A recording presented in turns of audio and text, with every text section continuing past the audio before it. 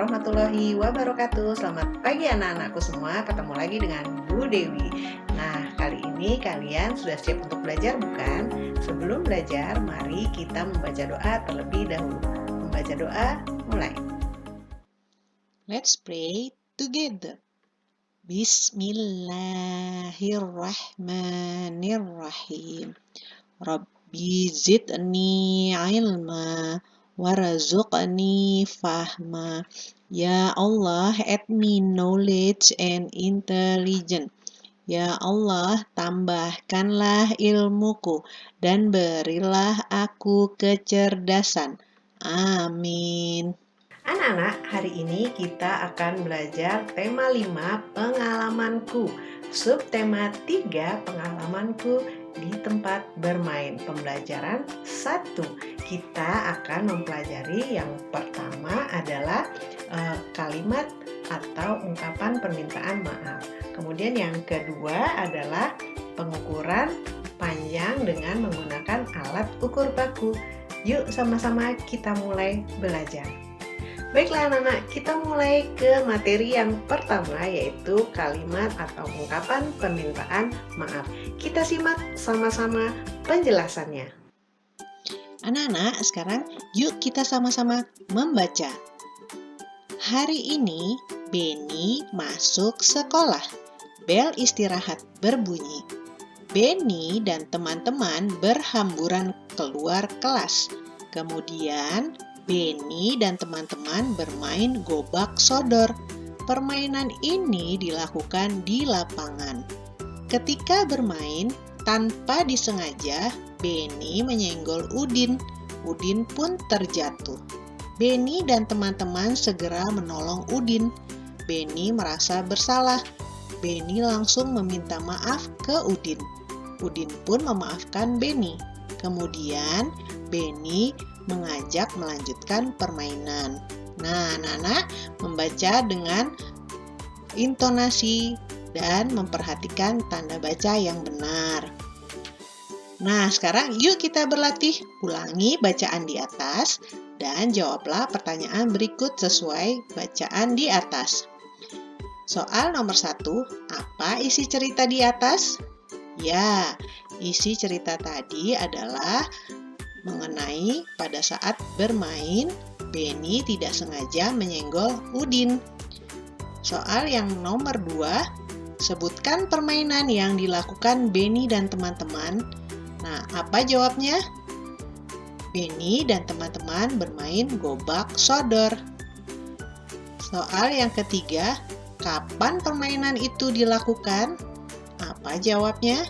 Ya, jawabnya adalah permainan dilakukan saat istirahat.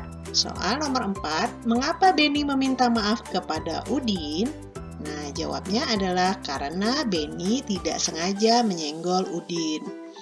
Kemudian yang kelima, apakah Udin memaafkan Benny? Ya, jawabnya adalah ya, Udin memaafkan Benny. Jadi, kalau kalian mempunyai salah terhadap orang atau terhadap teman, harus meminta maaf. Ya. Nah, anak-anak, sekarang kita akan menyimak percakapan antara Benny dan Udin. Judulnya adalah Benny menyenggol Udin. Ketika bermain, Benny tidak sengaja menyenggol Udin. Kemudian, Benny meminta maaf kepada Udin. Nah, sekarang kita simak percakapan mereka. Benny berkata kepada Udin, "Maafkan saya, Udin. Saya tidak sengaja menyenggolmu ketika bermain tadi." Kemudian, Udin menjawab, "Tidak apa-apa, Benny. Saya sudah memaafkan. Lain kali, hati-hati ya." "Lain kali saya akan berhati-hati. Oh iya, bagaimana menurutmu permainan tadi?" "Wah, sangat menyenangkan sekali, Ben. Kelompokmu dapat menang 2 kali. Semoga besok dapat bermain lagi ya." Nah, anak-anak, percakapan tadi mengandung kalimat atau ungkapan permintaan maaf. Nah, perlu kalian ingat bahwa jika kita melakukan kesalahan kepada orang lain, sudah seharusnya kita meminta maaf kepada orang tersebut. Jika tidak meminta maaf, maka kita akan diliputi rasa bersalah, dan malah menjadi pertikaian atau permusuhan di antara kedua belah pihak. Sebagai orang yang berbudi, kita harus memulai dalam meminta maaf. Jangan sampai kita tidak melakukannya. Permintaan maaf memiliki makna bahwa seseorang mengakui kesalahannya dan merasa bahwa orang yang disakiti harus mengikhlaskan hal yang sudah terjadi, dalam artian tidak memperpanjang masalahnya. Permintaan maaf bisa dilakukan secara lisan, tetapi sebaiknya lisan maupun batin harus memaafkan semuanya. Permintaan maaf mendorong seseorang untuk menghormati dan menghargai orang lain sebagai manusia, serta mengedepankan sikap peduli karena merasa memiliki kesalahan dengan orang tersebut, sehingga reaksinya dilakukan dengan meminta maaf. Nah, tentunya anak-anak juga seperti itu ya.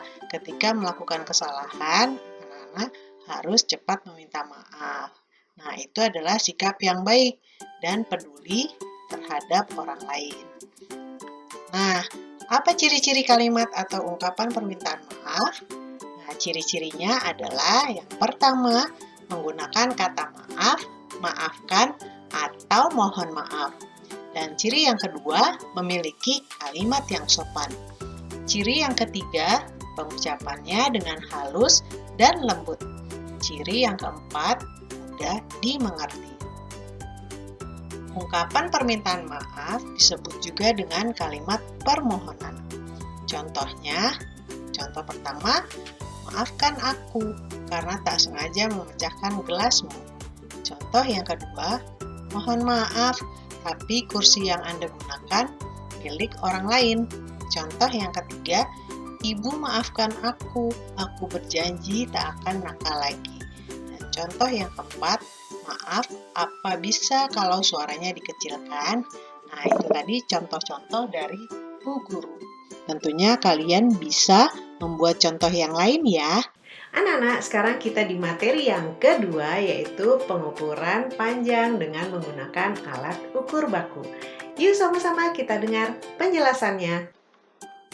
Nah, untuk mengetahui panjang suatu benda, kita memerlukan alat ukur panjang yang sesuai.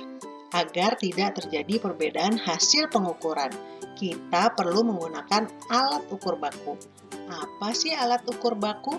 Alat ukur baku adalah alat ukur yang ditetapkan sebagai satuan secara internasional karena pengukuran dengan satuan baku. Apa itu satuan baku? Ya, satuan baku adalah satuan pengukuran yang menunjukkan hasil sama meski dilakukan oleh orang lain ataupun dilakukan di tempat lain. Contoh alat ukur baku diantaranya yang pertama penggaris atau mistar. Nah, ini bentuknya seperti ini. Tentunya kalian di rumah sudah punya semua ya. Mistar atau yang lebih dikenal dengan nama penggaris merupakan alat ukur panjang yang paling sering digunakan. Mistar biasanya digunakan untuk mengukur benda dengan dimensi yang bidang lebih kecil. Kemudian yang kedua, meteran. Nah, ini dia gambarnya. Ada dua macam ya. Bentuknya seperti roll meter dan yang satu lagi bisa dilipat. Alat pengukur panjang ini biasanya digunakan untuk mengukur benda dengan dimensi yang lebih besar jika dibandingkan dengan mistar atau penggaris tadi. Misalnya untuk mengukur sebuah rumah. Bisa juga sebagai alat ukur tanah, lapangan, meja, bangunan, dan lain sebagainya. Kemudian alat ukur panjang yang ketiga yaitu jangka sorong. Nah, bentuknya seperti ini. Kalian sudah pernah melihatnya bukan?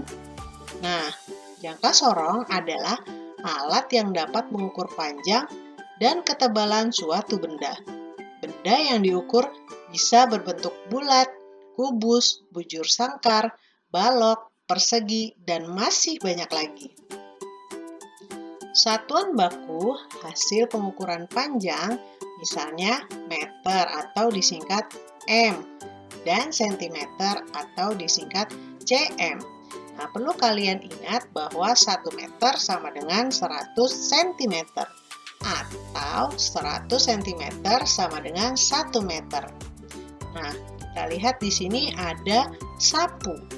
Ya, sebagai contoh, sapu kita ukur dengan menggunakan roll meter. Nah, panjangnya 160 cm. Nah, jika dipindahkan atau diubah menjadi meter, maka 1 meter lebih 60 cm. Kemudian contoh yang kedua, kita mengukur kayu. Panjang kayu adalah 210 cm.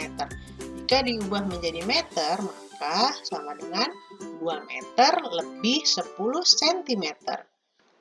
Nah, tentunya kalian sudah paham semua materi yang tadi kan?